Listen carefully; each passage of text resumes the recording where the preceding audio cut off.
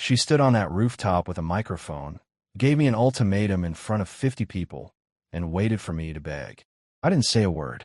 I just walked away. That's when her perfect plan started falling apart. Turns out, silence can be the most devastating response of all. My name is Ryan Chambers. I'm 41, work as a senior developer at a tech company in Austin. My wife Lauren is 36, marketing manager at the same company. We've been married 14 years, have a 6-year-old daughter named Olivia. On paper, we look perfect. The night everything shattered was supposed to be a celebration. Our company launched a new platform. Lauren's team crushed the marketing campaign, and our VP of technology, Jordan Palmer, threw this rooftop party downtown. Lauren insisted I come. Said it would be good for my career. I should have stayed home. The party was packed when we arrived. Lauren looked stunning in a dress I'd never seen before. She disappeared into the crowd within minutes, leaving me nursing a beer near the bar. I'm not good at these corporate things. Never have been. I spotted her an hour later across the rooftop, laughing with Jordan.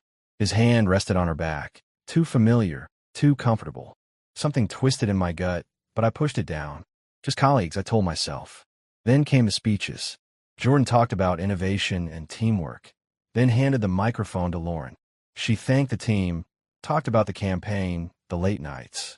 Her eyes found mine, and something cold flashed across her face. I want to thank those who believed in me when others didn't, Lauren said. Some people are content staying in the same place forever, playing it safe. But I'm not one of those people anymore. The crowd clapped. I stood there, frozen. She stepped down from the platform and walked straight toward me, microphone still in hand. People parted like the Red Sea. My heart hammered. Ryan, she said, her voice amplified for everyone to hear. We need to talk about us. About what you want. What I want. I'm tired of waiting for you to figure it out. Every eye turned to me. Jordan stood near the platform, arms crossed, watching. So here's your choice. Right here, right now, Lauren continued. Are you in, or are you out? Do you want this marriage, or should we both just move on? The rooftop went silent. Someone's phone buzzed. A glass clinked. She went too far and gave me an ultimatum to stay or go in front of everyone. I looked at this woman I'd loved for 14 years and didn't recognize her. I said nothing. Just set my beer down, turned around, and walked toward the exit. I simply walked away. Behind me, gasps and murmurs erupted. Someone called my name. I didn't look back. I took the elevator down, walked out into the Austin night, and kept walking. My phone buzzed in my pocket. I ignored it. That was the moment my marriage ended. Not with a conversation or counseling.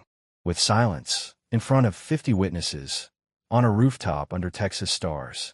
I woke up in my brother's guest room, still wearing my dress shirt and slacks from the night before. My phone sat on the floor, face down, battery at 3%. 47 missed calls. 62 text messages. I didn't look at any of them. My brother, Kevin, was already up making coffee when I stumbled into his kitchen around 7. He took one look at me and poured 2 cups without saying a word. That's the thing about brothers, the good ones anyway. They know when to talk and when to just hand you caffeine and keep their mouth shut. You want to tell me what happened? Kevin finally asked after I downed half the cup. I told him. All of it.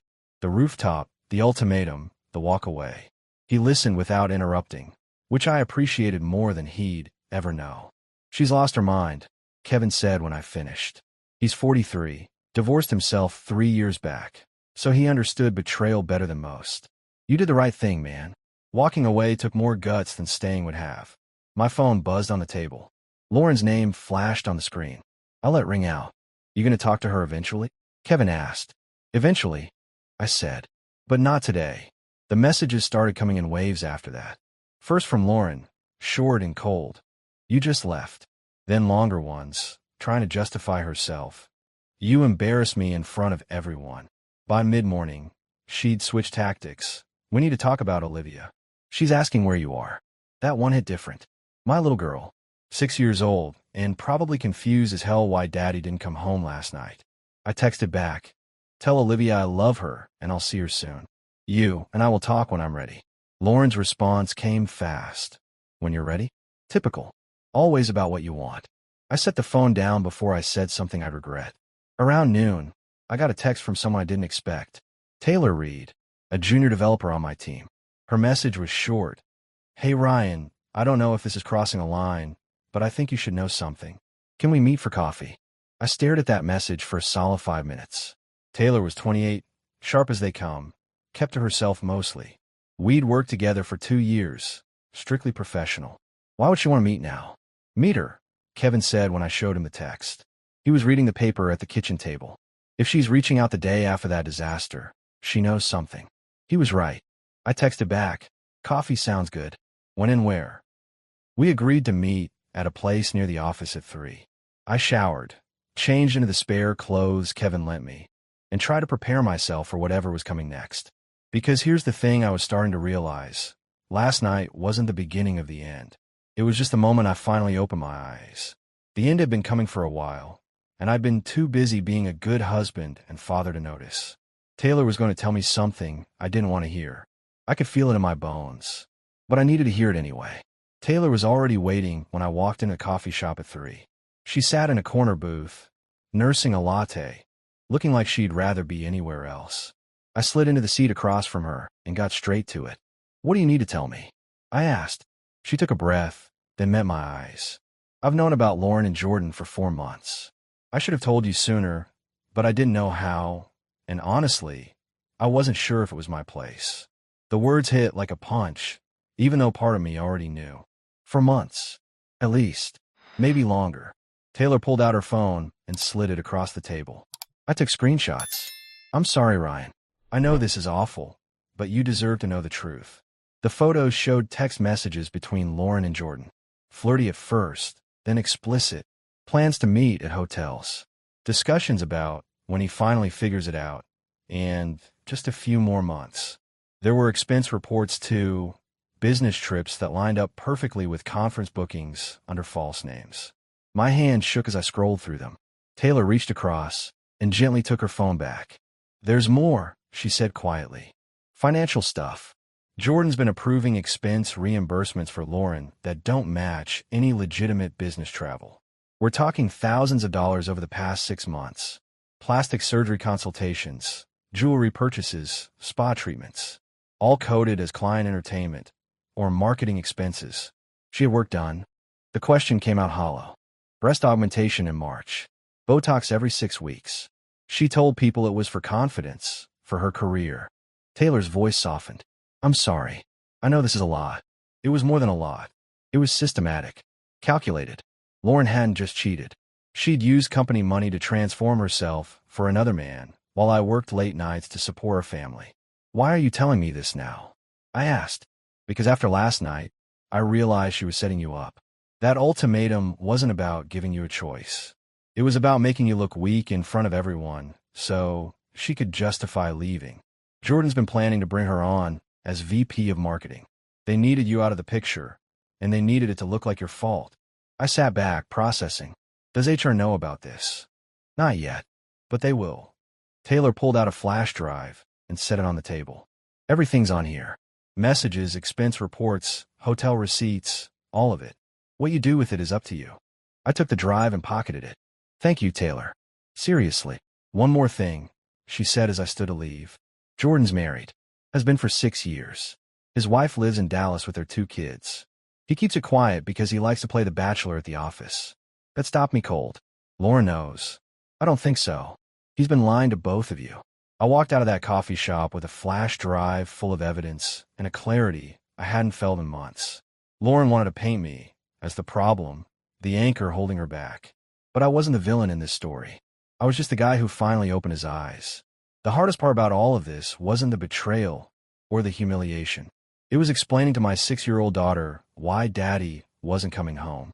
I picked Olivia up from school on Friday, 3 days after the rooftop incident.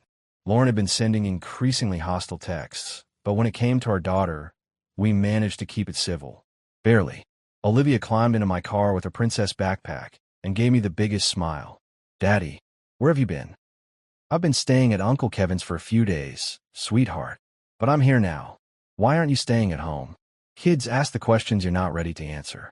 I pulled out of the school parking lot and chose my words carefully. Mommy and Daddy are having some grown-up problems right now. But that doesn't change how much I love you. You know that, right? Are you getting divorced like Emma's parents? Emma was her best friend from kindergarten. The divorce had been messy, and Olivia had asked questions about it for weeks. I don't know yet, honey. Maybe. But whatever happens, you'll always have both of us. We both love you more than anything. She was quiet for a moment, then asked, "Is it because of Mr. Jordan?" My hands tightened on the steering wheel. "What do you mean?" "I heard Mommy talking on the phone. She said your name and Mr. Jordan's name. She sounded mad." I pulled into a parking lot and turned to face her. "Olivia, listen to me. None of this is your fault. Sometimes adults make mistakes, and sometimes relationships change. But you didn't do anything wrong, okay?" She nodded, but I could see the confusion in her eyes. We spent the afternoon at the park. I pushed her on the swings, helped her across the monkey bars, bought her ice cream, even though dinner was only an hour away. Normal dad stuff. The kind of moments that matter more than any corporate party or marriage drama. When I dropped her back at the house that evening, Lauren stood in the doorway with her arms crossed. I walked Olivia to the door, kissed her forehead, and told her I'd see her soon. "We need to talk," Lauren said as Olivia ran inside. "Yeah, we do. But not here and not now." I kept my voice level. "I've got a lawyer. You should get one too. We'll handle this properly." "A lawyer?" "Ryan, don't you think that's..." "You gave me an ultimatum in front of 50 people, Lauren. You humiliated me. You've been spending company money on plastic surgery and hotel rooms with Jordan Palmer. So yeah, I got a lawyer." Her face went pale. "How did you?" "Doesn't matter. What matters is you made your choice on that rooftop. Now I'm making mine." I walked back to my car, got in, and drove away. In the rearview mirror, I saw her standing there, frozen. For the first time in days, I felt like I was taking control of my life instead of just reacting to hers. It wasn't about revenge. It wasn't even about being right. It was about protecting my daughter and my future. And that started with being strong enough to stand my ground. Monday morning, I sat across from Patricia Vance, one of the best divorce attorneys in Austin. She came recommended by Kevin's ex-wife.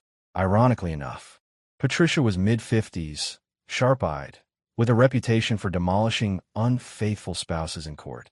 "Let me make sure I understand," Patricia said, reviewing the flash drive contents on her laptop. "Your wife committed expense fraud, had an affair with a married executive, and publicly humiliated you to justify leaving. And you have documented proof of all of it." "That's right." She leaned back in her chair, a slight smile crossing her face. "Mr. Chambers, this is the most open and shut case I've seen in years. Your wife handed you everything you need. What about Olivia? Custody. With this evidence, you'll get joint custody minimum, possibly primary if we can prove Lauren's choices created an unstable environment. The fact that she's involved with a married man who's been lying to her strengthens your position considerably." I felt a weight lift off my chest. "What's next?" "I filed for divorce today. We cite adultery, fraud, and emotional abuse. I'll also contact your company's HR department about the expense violations. Jordan Palmer won't just lose his girlfriend. He'll lose his job." "Good." Patricia studied me for a moment. "Most men in your position want revenge. You just want your daughter protected. Revenge won't change what happened. But making sure Olivia has a stable father who fights for her, that I can do. Then let's get to work." By Wednesday, Lauren had been served. She called me 17 times in 2 hours. I didn't answer. Her texts escalated from angry to desperate. "How could you do this?" Followed by, "We can fix this." And finally, "You're destroying our family." I responded once. "You destroyed it on that rooftop. I'm just making it official." Thursday afternoon, I got a call from Jordan. I almost didn't answer, but curiosity got the better of me. "Ryan, we need to talk." His voice was tight, controlled. "Nothing to talk about." "Listen, Lauren told me about the divorce papers. You're making a mistake. We can settle this quietly. No need to involve the company." I laughed. Actually laughed. Quietly.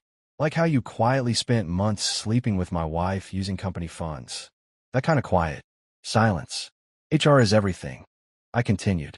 "Expense reports, hotel receipts, messages. You're done, Jordan. And here's the best part. Your wife in Dallas? She's getting copies too. Taylor already tracked down her contact information. You son of..." "No." I cut him off. "You made your choices. You want a Lauren? You got her. But you also got the consequences. Enjoy unemployment."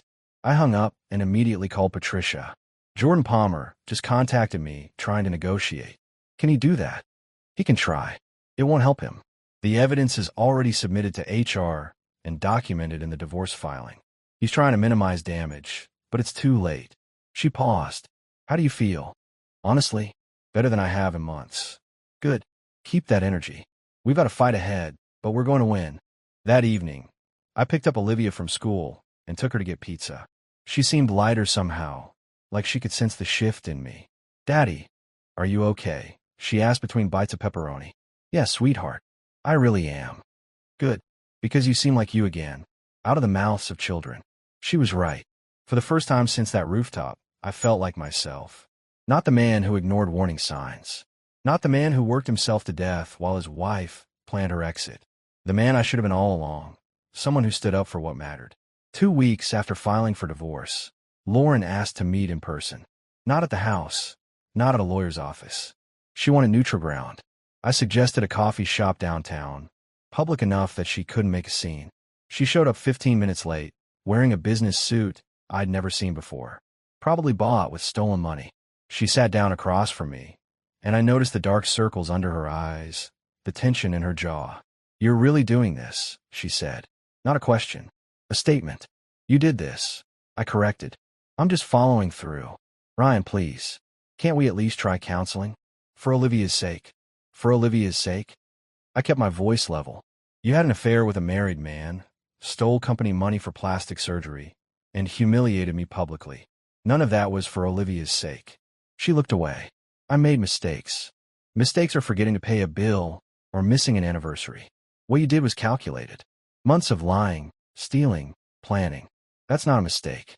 That's a choice. I felt trapped, Lauren said, her voice rising slightly. You were always working, always focused on your code and your projects. I needed more. So you stole from me and slept with my VP? That's your solution to feeling neglected.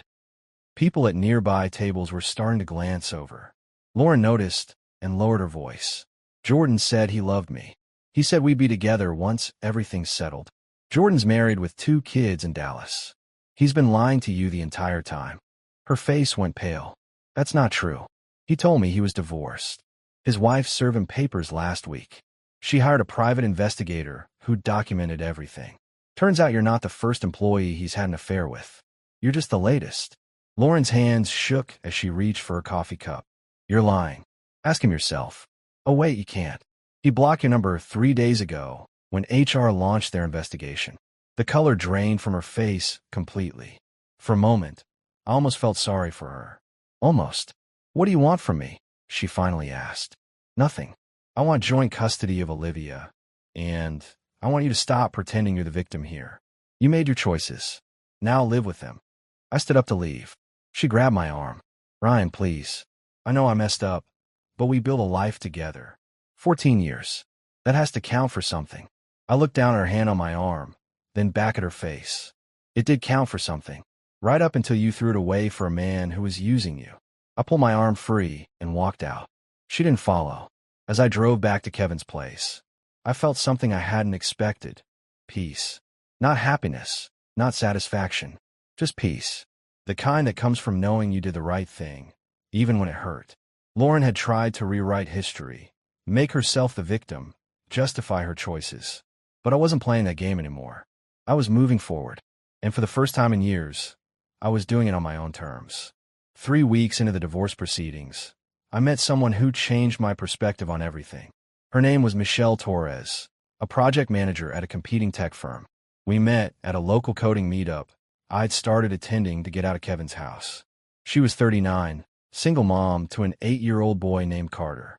Divorced 2 years back after her ex-husband's gambling addiction nearly bankrupted them. She had this way of speaking directly, no nonsense, that reminded me a good conversation didn't require walking on eggshells. We grabbed coffee after the second meetup. Nothing romantic, just 2 people who understood what it meant to rebuild from wreckage. So you're the guy from the rooftop incident, Michelle said, stirring her latte. Everyone in Austin Tech has heard that story. I winced. Great. I'm famous for all the wrong reasons. Actually, most people think you handled it like a boss. Walking away without engaging? That took serious backbone. Didn't feel like it at the time. That's because you were in shock. Trust me, from the outside looking in, You made her look petty and yourself look dignified. She leaned back. My ex tried to turn everyone against me when I left. Told people I was the problem, that I gave up on us. Took months before people realized he was drowning in debt and lies. How'd you get through it? Therapy. Good friends. And realizing that his narrative didn't define me. What he said about me wasn't who I was. Same goes for you. Lauren can tell whatever story she wants. The truth always comes out eventually. Over the next few weeks, Michelle became a genuine friend. Our kids had a play date, which went surprisingly well. Olivia and Carter hit it off immediately, building elaborate Lego structures while Michelle and I talked about work, parenting, and the weird limbo of divorce. You're doing better than you think, Michelle told me one afternoon while the kids played in her backyard. I've seen men completely fall apart during divorce. You're still showing up for your daughter, maintaining your job, fighting for what's right. That's strength. Some days it doesn't feel like it. That's normal. But you're proving something important. You can be hurt without being broken. That evening, Lauren called. Unusual, since we've been communicating only through lawyers. What do you want? I answered. Jordan's wife filed for divorce. She's taking everything. His career is finished. Lauren's voice sounded hollow. He told me he's moving back east. Doesn't want anything to do with me. And you're telling me this because I was wrong. About everything. I threw away 14 years for someone who didn't even care about me. I sat down on Kevin's porch steps. Yeah, you did. Is there any chance? No. I cut her off. You made your choice, Lauren. You can't unmake it because it didn't work out how you planned. Silence on the line. I hope you find whatever you're looking for, I said. But it's not with me. Not anymore. I hung up and sat there for a moment, expecting to feel something. Satisfaction, maybe. Instead, I just felt tired. Michelle texted, "How'd it go with the kids today?" I smiled and texted back, "Good. Really good." Sometimes moving forward means accepting that some chapters close permanently. And sometimes the people who help you through aren't romantic interests or grand gestures. They're just honest friends who remind you that you're stronger than you think. The custody hearing arrived on a cold Tuesday in November. Patricia met me outside the courthouse, briefcase in hand, confidence radiating from her like armor. "Remember," she said as we walked in, "stay calm. Answer questions directly. Don't let Lauren's attorney bait you into anger." Lauren sat across the courtroom with her lawyer, a sharp-dressed man named Richard Pratt who had a reputation for aggressive tactics. She looked different, thinner. The expensive haircut and designer clothes couldn't hide the exhaustion in her eyes. The judge, a no-nonsense woman in her 60s named Judge Catherine Brennan, reviewed the files before looking up. "This is a custody hearing for Olivia Chambers, age 6. Mr. Chambers is seeking primary custody with visitation rights for Mrs. Chambers. Mrs. Chambers is contesting this arrangement. Let's begin." Patricia presented our case methodically. The affair, the financial fraud, the public humiliation, the evidence from Taylor's flash drive showing systematic deception. Lauren's attorney tried to object multiple times, but Patricia had documented everything perfectly. Mrs. Chambers used marital funds and company resources to finance an extramarital affair, Patricia stated. She introduced her daughter to an unstable situation and showed a pattern of deception that lasted months. Mr. Chambers, by contrast, has maintained stable employment, secured appropriate housing, and prioritized his daughter's well-being throughout this process. When it was Lauren's turn, her attorney painted me as emotionally distant and career-focused. He claimed Lauren's affair was a symptom of my neglect, that I'd driven her away with my lack of attention. Judge Brennan stopped to mid-sentence. "Counselor, are you seriously arguing that infidelity and fraud are justified responses to feeling neglected?" Richard Pratt backpedaled. "No, Your Honor. I'm simply providing context. Context doesn't excuse behavior. Continue, but stick to facts relevant to the child's welfare." When I took the stand, Lauren's attorney went after me hard. "Mr. Chambers, isn't it true you frequently worked late nights and weekends?" "Yes, to provide for my family. And during those late nights, who was caring for Olivia?" "My wife, when she was home.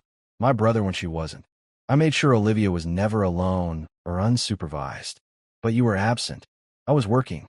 That's different from being absent. I was at every school event, every parent-teacher conference, every doctor's appointment. I coach her soccer team. Can Mrs. Chambers say the same? He didn't have an answer for that. Patricia called Taylor Reed as a witness. Taylor testified about the expense fraud, the evidence she'd collected, and how the company had terminated Jordan Palmer's employment. Then Patricia dropped the bomb. Miss Reed, during your investigation, did you discover anything else relevant to this case? Yes. Jordan Palmer had a history of targeting married female employees. Lauren wasn't his first affair. There were at least 3 others over the past 5 years. Lauren's face went white. Judge Brennan reviewed the evidence for several minutes, then rendered her decision. Based on the testimony and evidence presented, I'm awarding primary physical custody to Mr. Chambers. Mrs. Chambers will have supervised visitation every other weekend until such time as she can demonstrate stable housing and employment. This court takes financial fraud and deception seriously, especially when it impacts a child's welfare. The gavel came down. Lauren's attorney immediately moved to appeal, but Judge Brennan shut him down. You can file an appeal, counselor, but given the evidence, I doubt it will succeed. Outside the courthouse, Patricia shook my hand. Congratulations, Ryan. You fought the right way, and you won. I called Kevin immediately. I got primary custody. That's my brother. I'm proud of you, man. That evening, I picked up Olivia from school and took her out for ice cream. I didn't tell her about the custody decision yet. That conversation would come later, when she was ready. For now, I just wanted to be her dad. The one who showed up. The one who fought for her. The one who chose strength over bitterness. 4 months after the divorce was finalized, I ran into Jordan Palmer at a grocery store. Pure chance. I was grabbing milk and cereal when I saw him in the next aisle, looking like he'd aged 10 years. He saw me and froze. For a second, I thought he'd turn and walk away. Instead, he approached. Ryan, can we talk for a minute? Every instinct told me to walk away, but curiosity won. You got 60 seconds. We stepped outside into the parking lot. Jordan looked at his shoes before speaking. I wanted to apologize. What I did was inexcusable. I destroyed your marriage, my own marriage, my career, all for something that wasn't even real. You're 4 months too late for apologies. I know. I'm not asking for forgiveness. I just needed you to hear it. He took a breath. My wife took the kids to her parents in Ohio. I'm not allowed to see them without supervision. I'm working at a startup for 1/3 of my old salary. Everything I built is gone. And you think I should feel sorry for you? No. I think you should know that walking away that night saved you from becoming like me. A man who had everything and threw it away for nothing. I studied his face. He wasn't looking for sympathy. He was just broken. I hope you find a way to rebuild, I said finally. But stay away from me and my family. He nodded and walked to a beat-up Honda Civic. No Porsche, no designer suit. Just a broken man living with his choices. I drove home thinking about how different our paths had become. He'd lost everything chasing something hollow. I'd lost my marriage but found myself. That evening, Olivia and I made dinner together. Spaghetti, her favorite. She stood on a stool stirring sauce while I handled the pasta. Daddy, are you happy now? She asked out of nowhere. Yes, sweetheart. I really am. Are you? Uh-huh. I like living with you. And I like that you smile more. Kids notice everything. Later that week, Michelle invited me to Carter's birthday party. Nothing romantic, just friends celebrating together. I brought Olivia, and she had a blast with the other kids. Michelle found me on the porch watching the chaos. You're doing great, you know. Being a single dad suits you. Some days are harder than others. That's parenthood, divorce or not. She smiled. But you're showing up. That's what matters. The company promoted me to senior engineering manager the following month. Better pay, better hours, a team I respected. Taylor was part of that team, and we'd become solid friends. Professional, but genuine. You earned this, she told me after the announcement. Not because of the drama, but because you're good at what you do. Life was finding its rhythm. Not perfect, but honest. Not what I planned, but something real. And for the first time in years, I felt like I was exactly where I needed to be. 8 months after that rooftop ultimatum, I stood in my new apartment watching Olivia arrange her toys in her bedroom. Not a fancy place, but it was ours. 2 bedrooms, a small patio, close to her school. I love it here, Daddy, she said, hugging her stuffed elephant. Me too, kiddo. Lauren had moved to Dallas for a fresh start. She called Olivia every week, visited once a month. The relationship was civil now, distant but functional. She'd started therapy, got a job at a smaller marketing firm, seemed to be building something more authentic. We'd never be friends, but we could co-parent. That was enough. Kevin stopped by that afternoon with pizza and beer. We sat on a patio while Olivia watched cartoons inside. "You look different," Kevin said. "Lighter. I feel different. Like I finally stopped carrying weight that wasn't mine to carry." "Lauren called me last week. Asked how you were doing. What did you tell her?" "That you were thriving." Didn't seem like she wanted to hear it, but it's the truth. He took a sip of beer. "You ever think about dating again?" "Maybe eventually. But right now, I'm focused on being the best dad I can be. Everything else can wait." Michelle and I had gotten closer over the months, but we'd kept it platonic. Both of us knew we needed to heal before jumping into anything new. Maybe someday that would change. Maybe not. Either way was fine. The tech company threw a launch party for our new platform 2 weeks later. Rooftop venue, nice catering, open bar. The irony wasn't lost on me. This time, I wasn't the guy nursing a beer in the corner. I was the senior engineering manager who'd led the development team. People sought me out, asked my opinions, treated me like someone who mattered. Taylor found me near the railing. "How's it feel being back on a rooftop?" "Different. Better." I looked at the Austin skyline. Last time I was up here, I was losing everything. Tonight, I'm celebrating what I built. "You've come a long way, Ryan." "We both have." I left the party early to pick up Olivia from Kevin's place. She fell asleep on the drive home, and I carried her to bed, tucking her in like I'd done 1,000 times. Standing in her doorway, watching her sleep peacefully, I realized something profound.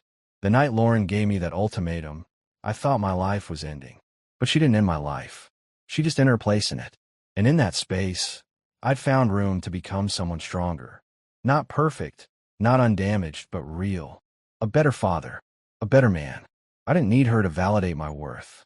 I didn't need Jordan's downfall to feel vindicated. I didn't need revenge or closure or apologies.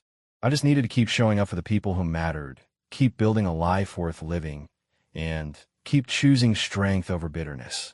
That rooftop ultimatum was supposed to break me. Instead, it freed me. And standing there in my daughter's room, in my own apartment, living my own authentic life, I finally understood what it meant to walk away from something toxic and walk toward something real. Sometimes the most powerful thing you can say is nothing at all. Sometimes the strongest thing you can do is simply walk away. I did both, and I'd never been more certain I'd made the right choice.